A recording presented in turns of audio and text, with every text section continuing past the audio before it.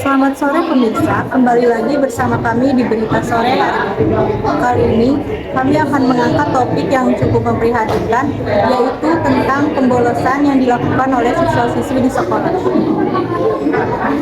Baik, fenomena ini harus dengan pengawasan oleh guru dan siswa, apalagi sekolah sudah memperketat bagaimana peraturan agar siswa-siswi tidak membolos. Baik, untuk saudara Rein yang berada langsung di lapang, dipersilakan. Sebelumnya, apa tanggapan Ibu mengenai anak-anak yang membolos dan sudah berapa banyak kasus anak-anak yang membolos di sekolah? Selama jadi guru piket, Ibu sering banget nemuin anak yang bolos pelajaran. Entah itu bolosnya dia tetap di sekolah atau keluar dari sekolah. Ya, itu tentu merupakan sikap yang negatif kan ya. Pertama, dia merugikan diri sendiri. Yang kedua, dia membohongi kepada orang tua, bohong juga ke guru-guru kan ya. Karena kalau bolos itu kan kalau kita nggak ikut pelajaran berarti kita bodoh, bukan bodoh, gimana ya namanya ya, rugi gitu buat diri sendiri ya. Orang-orang dapat pelajaran, nanti giliran mau ulangan, mau apa-apa dia nggak bisa karena ketinggalan pelajaran. Terus apa sih yang dilakuin kalau dia bolos itu? Kan kita nggak tahu. Misalkan dia habiskan waktu dengan nongkrong-nongkrong, merokok, itu kan itu kegiatan yang negatif, bener nggak ada gitu kegiatan yang menguntungkan dirinya sendiri, ya kan? Belum lagi kalau misalkan bolos itu dia keluar sekolah, terus di jalan dia kecelakaan, ya kan? Nanti tentunya udah dia rugi fisik, terus rugi juga nanti ke sekolah, nanti sekolah yang disalahkan, karena sebenarnya anak itu kan istilahnya kabur dari sekolah, terus dia mau kemana pergi, terus dia kecelakaan, nanti yang disalahkan pihak sekolah, apalagi guru piket. Jadi Ibu mau menghimbau nih sama teman-teman kalian ya, kalau kalian jangan coba-coba bolos, jangan coba-coba mabur dari sekolah ya, nanti sama Ibu di ya gitu. Terima kasih Ibu. Cus dulu dong. Slide. Baik, terima kasih Saudara Rein atas informasinya. Selanjutnya ada Shady yang sudah ada di lapangan.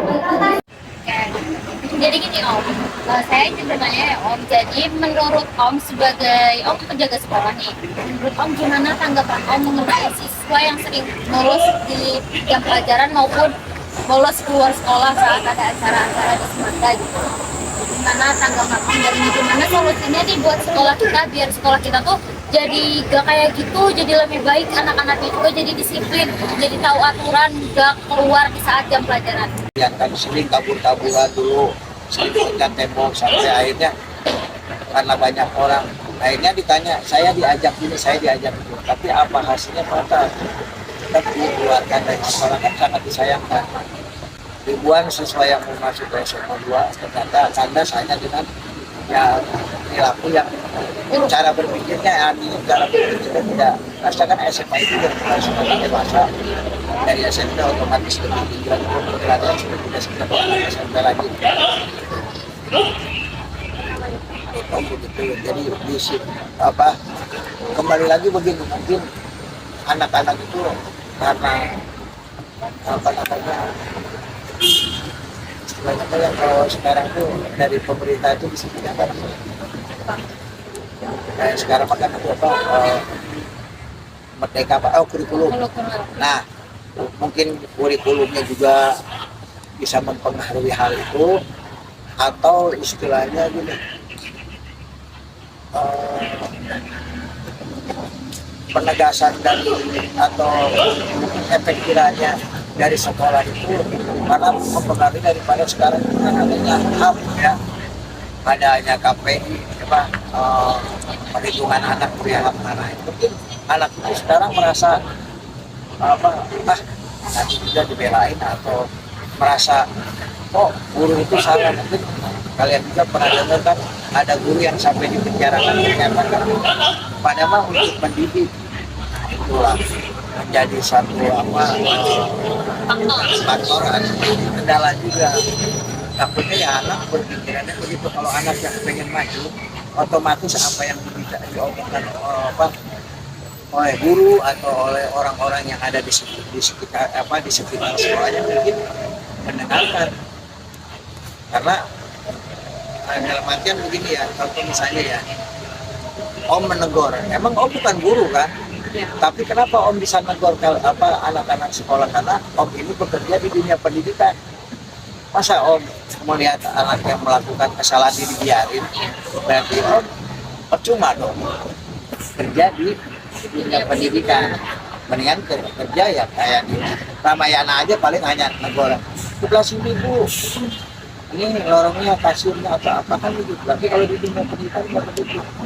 Pasti istilahnya yang mungkin nggak banyak dirasakan oleh siswa, tapi setelah keluar dari sekolah itu akan terasa dulu pernah kayak itu misalnya. Karena banyak kejadian orang-orangnya udah pada pikirannya udah pada sukses dan jadi polisi jadi tentara dulu kan tapi bisa dimotivasi kasih tahu saya bilang kalian bukan anak saya tapi kalian ada hubungan dan profesional di sekolah.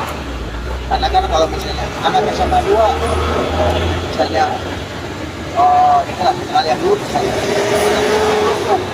berapa tuh gara-gara ugal-ugalan yang disebut SMA 2. Pas ketemu kita sama anak itu misalnya tertekan anak lu baik tuh ugal-ugalan aja tapi kan bukan berita atau kabar yang menyenangkan buat keluarga besar. Mungkin juga kesadaran kedisiplinan juga. Sebenarnya kalau belum banyak faktor kayak faktor dari lingkungan keluarga, keluarganya sendiri atau di lingkungan tempat tinggalnya. Kadang kan kita juga yang artinya pihak sekolah belum tentu lah mengetahui seluk-beluk yang lingkungan tempat tinggalnya kan. Misalnya lingkungannya orangnya lah dalam artian orang pada baik-baik lah. Anak itu juga akan baik-baik. Tapi kalau lingkungannya yang kurang inilah istilahnya, anaknya juga mungkin berpengaruh akhirnya timbul begitu. Jadi gitu aja guys tanggapannya. Jadi buat anak-anak yang sering bolos, semoga nggak bolos lagi ya Om ya. Soalnya itu merugikan juga buat kalian ya. Takut ada apa-apa di jalan. Udah gitu aja. Makasih ya Om. Ya, bentar ya satu lagi tambahan. Ya.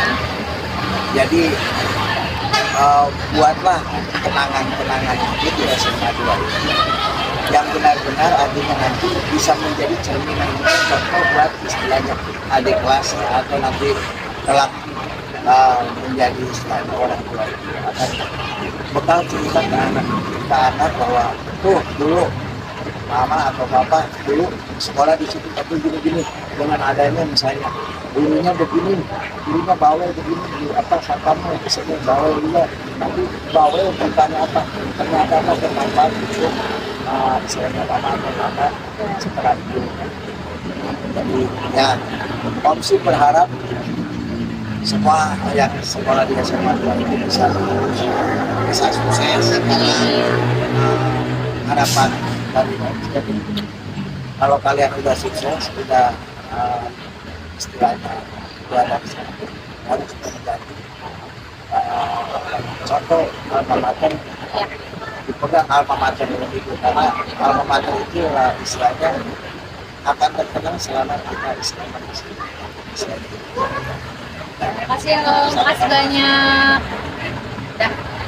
Baik, terima kasih atas saudara Shegi yang sudah memberi informasi kepada kita semua. Selanjutnya kepada saudara lain ingin dilanjutkan lagi di lapangan tersebut. Di sini sebelumnya boleh tahu dengan siapa? Nama aku Yuliana Febrianti, aku dari kelas 11 kelas. Sebelumnya izin bertanya, sebagai salah satu murid di sini, apa tanggapan kamu mengenai siswa-siswi yang bolos di semester? Aku tuh itu sikap yang tidak baik, itu bahkan buruk banget karena sikap itu tuh kalau terus dibiasakan itu akan berdampak ke dunia pekerjaan, dunia kuliah jika nanti sudah lulus gitu. Jika terus membolos, misalnya contohnya itu di dunia perkuliahan itu akan membolos mata kuliah, misalnya dengan alasan dosennya itu saya sakit pak, gitu. Tapi aslinya tidak, gitu. Jadi itu kurang baik dan pasti jika terus berbohong seperti itu, membolos seperti itu semua orang pasti lama-lama tidak akan mempercayainya, dan untuk masa depannya pun akan sulit untuk mendapatkan kerja, kepercayaan orang lain, terutamanya uang yang memang dibutuhkan untuk kehidupan sehari-hari. Terima kasih banyak untuk tanggapannya. Baik, terima kasih atas saudara Rein yang telah menginformasikan di lapangan secara langsung. Fenomena ini memang harus dilibatkan oleh beberapa pihak seperti guru dan siswa. Walaupun warga sekolah sudah berusaha semaksimal mungkin untuk bagaimana si murid tersebut tidak pembolosan, tapi bagaimana lagi, balik lagi dengan para muridnya. Demikian informasi yang dapat kami sampaikan sore ini. Terima kasih dan selamat sore.